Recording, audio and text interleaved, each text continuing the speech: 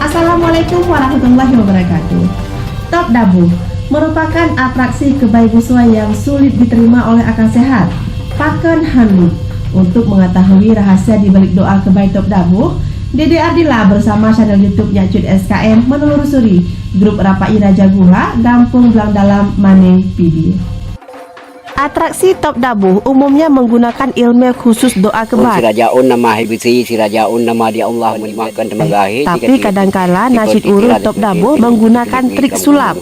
Lagi urung kotaku ngesinso yang kagak pindah ranti. Caraji lampu panggung bermeremang menan. Top Dabuh yang menggunakan mantra doa kebaik kini semakin digemari oleh warga berbagai usia karena kebolehannya sulit diterima oleh akal sehat. Sikin tajam, itop cukup tegak, tapi Paken Handut. Berikut wawancara kami dengan sejumlah spesialis urung kebaik di Gampung Blang Dalam, Kecamatan Mane. Blang Dalam konon katanya gampung terbanyak warga yang memiliki ilmu kebaik buso. Fakta lapangan membuktikan lebih 15 orang dari grup Rapai Raja Guha na doa kebaik. Apa Daud yang berwajah unik mirip manusia rimba? Katanya, Top Dabuh boleh dilakukan oleh siapa saja dan kapan saja asai na doa. Top Dabuh hana mecih bak narapai. Ada hana rapai je cita Top Dabuh. Ungkap M. Daud, putra almarhum kecik Jadid Pulolo. Apa Daud yang sehari-hari buat gopnya sebagai buruh tani urung jak mita berusi urosare. Lain lagi yang ungkapan Marzuki Ramli juga berambut gondrong. Beliau dikenal sebagai guru ilmu doa kebaik Gampung Blang Dalam. Sehari-hari beliau juga sebagai petani sawah. Saat kami jumpai di area pesawahan miliknya di Payakameng mengatakan ketika seorang sedang belajar doa kebaik buso, selama 7 uro wajib pantang 3 perkara. Salah satu di antaranya, tidak boleh berjalan di bawah tali jemuran, kata Marzuki Ramli yang sering kemasukan sandrung saat Top Dabuh. Atraksi Top Dabuh yang satu ini sangat dinantikan oleh penonton karena unik. Dan kita juga jangan berprasangka buruk kepada mereka, juga salat 5 waktu. Kiban doa Top Dabuhan tungku, ejek tungku baca. Kabe berkat doa baik diberi matakah bulu ujungkah bulu titik. Nyan. Iya moja lu. Bon bak ujung bikin. Menurut Husaini yang didampingi Tengku Marzuki Rashid juga spesialis Top Dabuh mengatakan tanda-tanda kajik mulai Top Dabuh bak ujung sikin atau mata parang kada lagi nak imbun atau gelombang air merenik-renik. Nyan kajik main ubina hawa. Yang kedua, surapai kasamarata serentak hana lebrak bru. Menyo surapai kasaboh, nyan bagi orang yang nak ilmu kebaik cika gatai tubuh. Met ban saboh tubuh. Langsung meraba sikin. Menyesikin yang kali dirajah mantra kajak dipakai oleh urang lain walaupun hana doa kebaik. Ungkap Husaini yang sehari-hari urung jak tuntana rusa lokasi tran. Lain lagi, atraksi jalani moncara ini. Nyopi gli-gli galak bak takalon. Beliau kan di parang getak bak sapai, tapi sapai getak bak parang.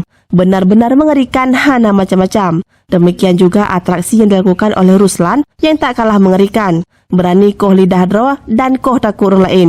Gedak palau penonton payah tuk muka. Ketika tanya masyarakat yang ingin tak undang Pehrapai, wajib hati tanya leher perkara. Pertama, tempat Pehrapai bermusanid bacut. Benarlah ala papun walaupun bak danoh. Kedua, benar tak sediakan belukat kuah tuhai atau iban red. Kelih, rokok apa yang nak mudah.